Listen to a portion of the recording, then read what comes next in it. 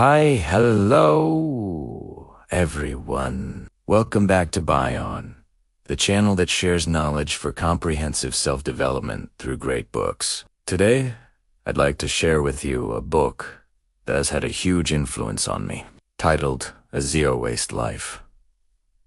This concept represents a new lifestyle, a way of living that doesn't waste resources, but actually helps you gain more time, money, and energy, while continuously cultivating kindness and virtue. Sounds amazing, right? But what does living without waste really mean, and how can we actually do it? In fact, there are already a small number of people around the world who have achieved it. For example, in an interview, a 25-year-old environmental science student at New York University shared that she was inspired by this very book and began living a zero-waste lifestyle. After 5 years, all the waste she produced could fit neatly into a single glass jar. Another example is a 35-year-old woman from China who, after 5 years of living zero waste inspired by this book, managed to save over 1 billion VND.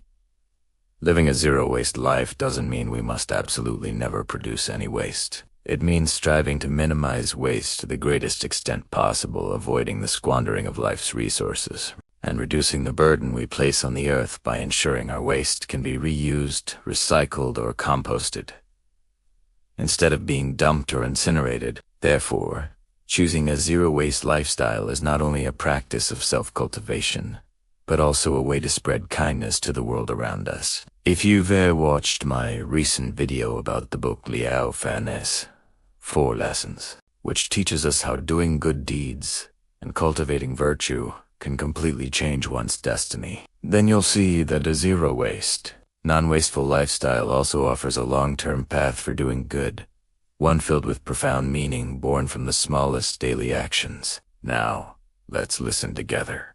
Anita Bandika, or Anita, as she's sometimes known, is an Australian woman whose life story reads like a checklist for early success. She entered university with near-perfect scores, excelling in rocket science, one of the most challenging fields of study, and graduated with top honors. Her academic brilliance soon paved the way for a prestigious career, and she quickly became a distinguished scholar in her field. At the young age of 26, Anita had already climbed the corporate ladder to become a manager at a major engineering corporation. Her income was staggering, surpassing the combined lifetime earnings of her parents. She embodied the modern dream, young, successful, and rapidly advancing in a high-paying career. Her life appeared perfect from the outside, a picture of aspirational living complete with a closet overflowing with designer dresses, handbags, and shoes, complemented by annual luxury vacations to exotic destinations. This was the very definition of a life that countless people strive for, a benchmark of success in contemporary society. Yet, in 2014, a moment of profound reflection changed everything. She recalled, "That day, I was sitting in a meeting room, looking at my boss's boss, and the entire board of directors. I asked myself, is this it for my life? 5, 10, 15 years from now, will I just become one of them? If I continue down this path, I may become more successful, more glamorous, but I'll never truly know what I like or what kind of life I really want. My true dream always feels 100 meters away, a distance that can never be closed." Have you ever found yourself asking a similar question? A deep, unsettling query about the direction of your own life? In truth, it is said that each person experiences at least 3 moments of profound self-questioning in their lifetime, 3 opportunities that destiny presents for us to change course. Yet, confronted with the uncertainty of the unknown, most people allow these chances to slip away, held back by fear. Anita, however, possessed the rare courage to pause her seemingly perfect life and embark on a search for its true meaning. But the journey to live authentically is never without its trials.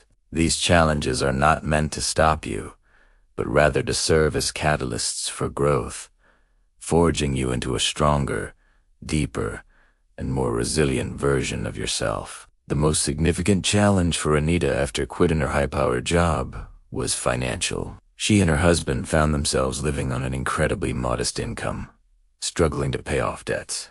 Their situation became so strained that they eventually had to move in with her mother-in-law, and Anita took on the role of a temporary housewife. One day, overwhelmed by her new reality, she broke down crying in a park on the outskirts of the city. "Why do I feel so hopeless?" she thought. The source of her despair was the constant, draining necessity of counting every single penny just to survive. Doesn't that feeling sound familiar? So many of us can relate to this sense of financial constraint. The desire to shop freely without anxiously checking price tags. The frustration of feeling that money is never enough, and the constant restraint of our desires. Yet, there is a profound irony in this widespread feeling of lack. While we lament not having enough money, our homes are often overflowing with possessions.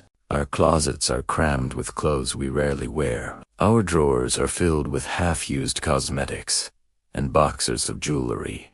Bags and shoes are stacked high, gathering dust. Our shelves are packed with unread books, and our kitchens are cluttered with utensils and dishes we seldom use. The truth is, we actually own so much, and as a consequence, we generate a massive amount of waste. But despite this abundance of material goods, a deep sense of dissatisfaction often remains. We are not truly content with what we have. So, what did Anita do when faced with this profound inner crisis? Did she return to the corporate world, chasing after more money to fulfill her seemingly endless desires? No.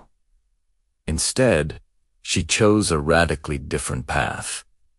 She had already quit her job. Now, she would stop running after money altogether. To make the most of her severely limited budget, Anita began to embrace a zero-waste lifestyle. This was her first introduction to the concept, born not from a pre-existing ideology but from practical necessity. She started the difficult process of letting go of old habits, consciously cutting back on unnecessary shopping, reducing the waste she produced, and finding creative ways to reuse and recycle the items she already owned. This new way of living led her to explore the broader subjects of sustainability and environmental science. Through this process of learning and practicing a more mindful existence, she developed a profound and deeply personal empathy for the suffering of Mother Earth. She reflected on this period as a priceless awakening. "If I had stayed in my old job," she said, "I would still be living in ignorance, completely unaware of the consequences of my lifestyle." Do you know the scale of the problem we face? Every single day, millions of tons of waste are dumped around the world. The plastics that were first manufactured in the 1950s still exist today, sitting in landfills and oceans, refusing to decompose. Consider the resources required for our everyday consumption. To make just one simple cotton tube, it takes an astonishing 2,720 liters of water. That is enough drinking water to sustain one person for 3 years. In Australia alone, a staggering 1/5 of all purchased food is thrown away every single week, contributing to both waste and food insecurity. The consequences are now circling back to us. The fish we eat and the water we drink now contain microplastics, tiny fragments from the very trash we produce. And this is only a small glimpse into the enormous, multifaceted environmental crisis that humanity is facing. Many people tend to think of environmental protection as a distant, abstract issue, something unrelated to their personal lives. But in reality, Mother Earth is silently suffering every single day, and her pain is present in every breath we take. Every cup of bubble tea we drink in a single-use plastic cup, every plastic bag we accept at the store, and every package we receive from an online order. This deep compassion for nature and the environment ignited a new purpose within Anita. She was inspired to act, to dedicate her life to helping reduce the devastating impact of wasteful human consumption on our planet. Today, Anita's life is unrecognizably different from her past corporate existence, yet infinitely richer. She has returned to her studies, this time pursuing a degree in medicine. She writes books, travels the world with her husband, and runs a website where she shares her insights on how to live a fulfilling life, a life that brings personal happiness while simultaneously protecting the planet. Anita's story teaches us a powerful lesson. Living a zero-waste lifestyle is not about depriving yourself. It is not about being stingy, refusing to spend money, or obsessing over eliminating every last scrap of waste. Rather, it is about choosing a path of owning less, but gaining more. It is about intentionally simplifying your life to make space for what truly matters. Like the author herself discovered, this lifestyle leads to a life that is richer and more complete. It allows you to live true to yourself and to pursue work that aligns with your deepest values, creating a sense of purpose that no paycheck can provide. As she beautifully articulated, a non-wasteful life brings me peace beyond all my previous expectations. If you want to change but don't know where to start, and if deep within you arises a sense of courage to realign, to reconnect with nature and the universe, then perhaps this is a beautiful fate giving you the chance to build a life of simplicity, peace, financial stability, and kindness toward the world. In the next part, we will explore the specific, practical steps and guiding principles you can follow to begin practicing a zero-waste lifestyle in your own life. 30 days to build the habit of living without waste. The author presents a plan to reduce 80% of household waste in just 30 days, while also freeing up more time and money for the things you love. The first half of this journey includes 2 key stages: reflection and action. This stage is extremely important.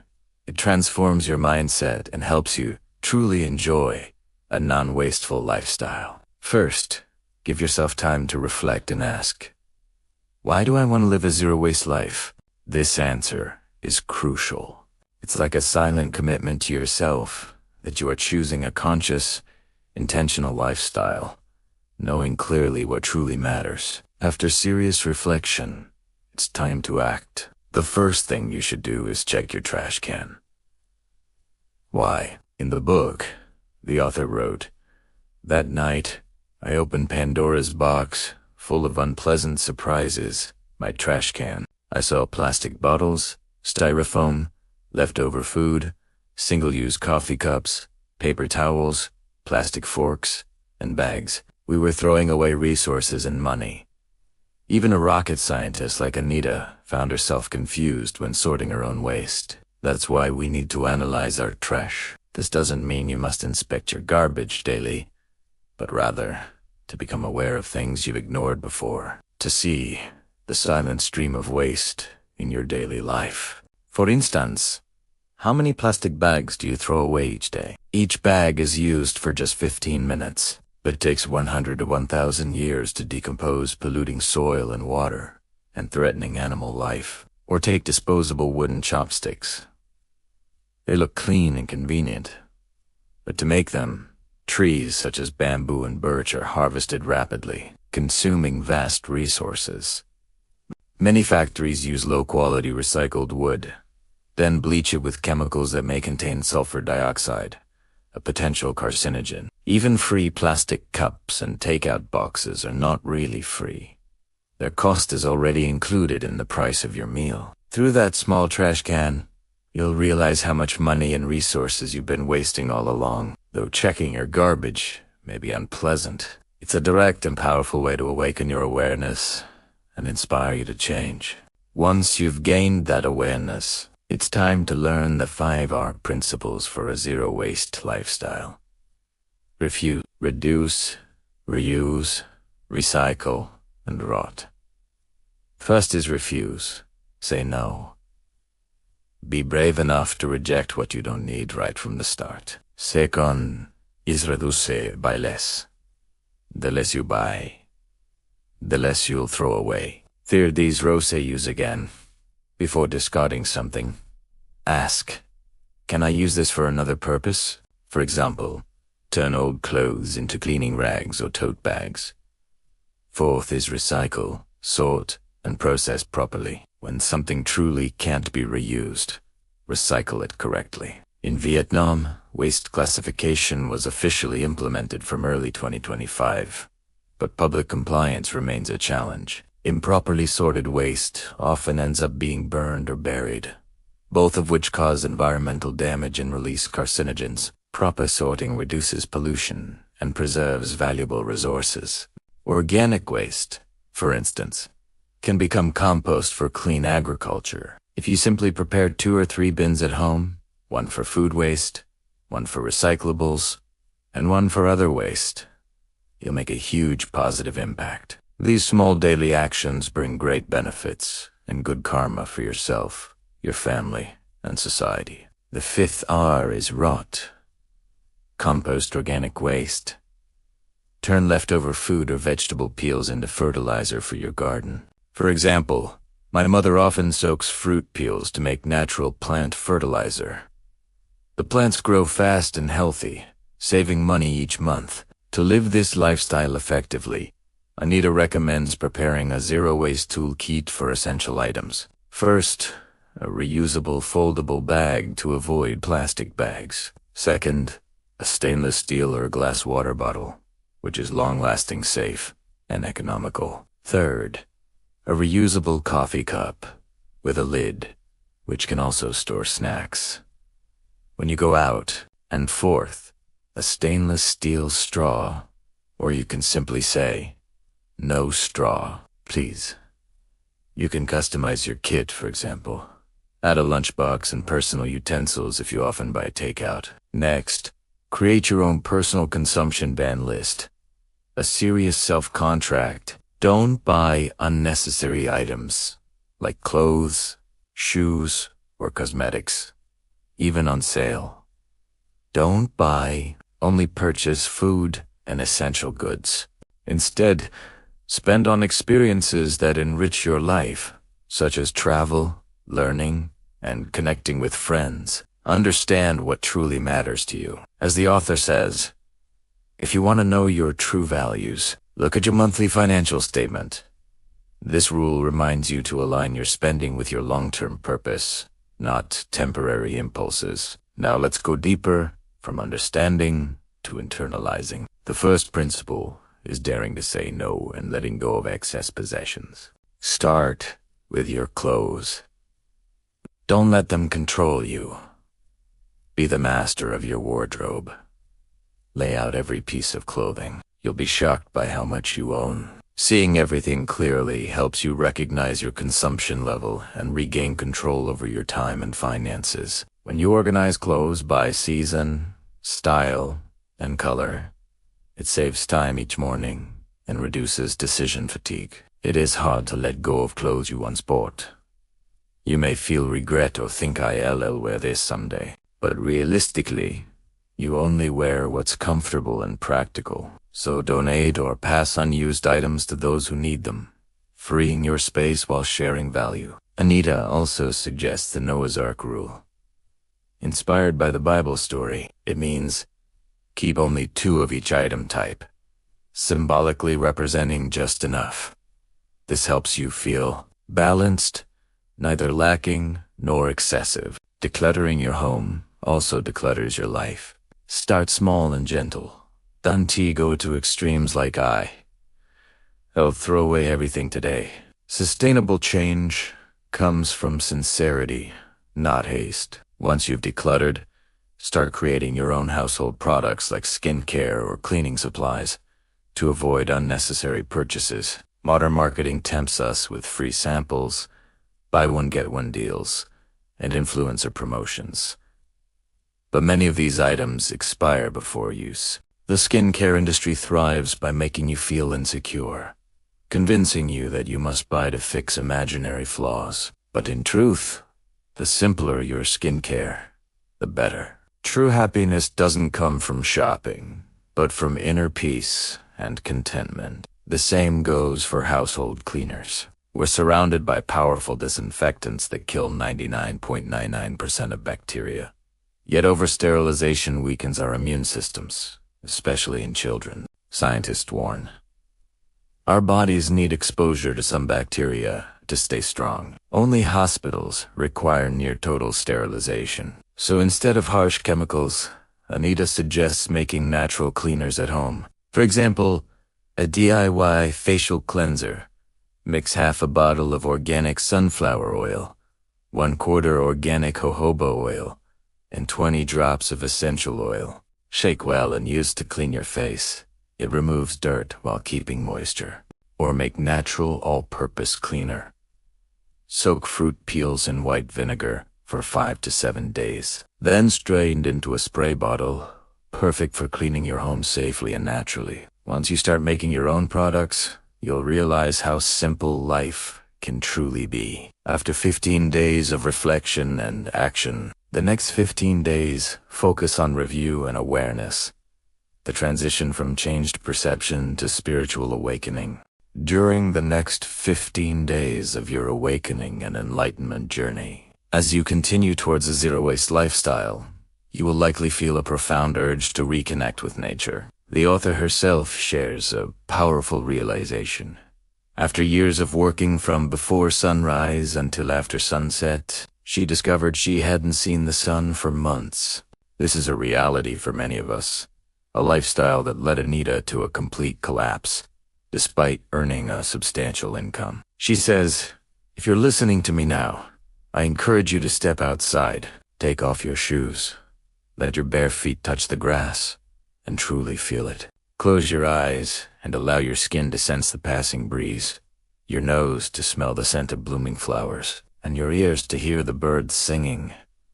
When you lose your connection with nature, you gradually lose connection with yourself. No matter how much money you have, how new your shoes are, or how luxurious your car is, everything starts to feel meaningless.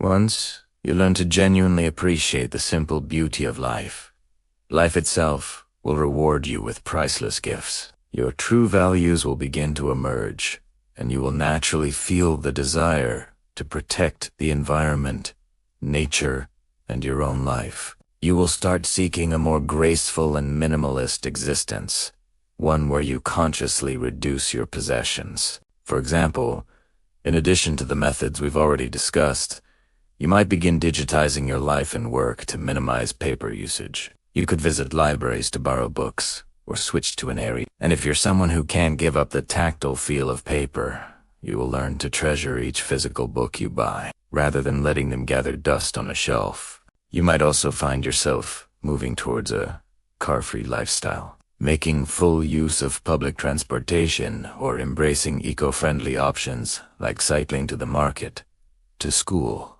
or to work. As you declutter your physical belongings, you will simultaneously declutter your mind, cleansing yourself of mental waste. This includes letting go of relationships that bring you pain or toxicity. You can also clean up your digital environment. The internet should be a space for meaningful interaction, not an arena for arguments, gossip, envy, insecurity, or anger. Therefore, unfollowing or muting accounts that drag you into negative energy is a crucial act of self-preservation. When you remove distractions, the phone, social media, the endless notifications, you will find it easier to focus deeply on your work. If you devote yourself entirely to a single task for just 2 hours, you can make extraordinary progress and achieve profound results. A truly graceful and enlightened life is one where your joy comes from within, no longer swayed by the fleeting pleasures of consumer culture. Somewhere along the way, human recreation became tied to spending money. Friends meet to eat out, grab coffee, or go shopping. Yet, cafes are often so noisy that people can barely hear one another. The thrill of a photo posted online may last only a few seconds, while genuine connection is nurtured through sincere listening and heartfelt conversation. So, instead of crowding into overpriced places, why not cook a meal together at home, chat peacefully, or take a quiet walk under the trees at sunset? These simple moments bring a deep, lasting sense of connection. Finally, the author suggests creating a joy list, a list of 5 to 10 activities that nourish your soul without costing money or generating waste. For example, her personal list includes asterisk, practicing Qigong or yoga in the morning, surrounded by greenery asterisk. enjoying weekend picnics in quiet, natural places, asterisk meditation, asterisk reading, and writing, asterisk, cycling, asterisk, listening to high-frequency music, asterisk, practicing calligraphy, asterisk, releasing animals, biking to Natre, ph gong sinch asterisks, participating in beach or scenic area cleanup events. And what about you?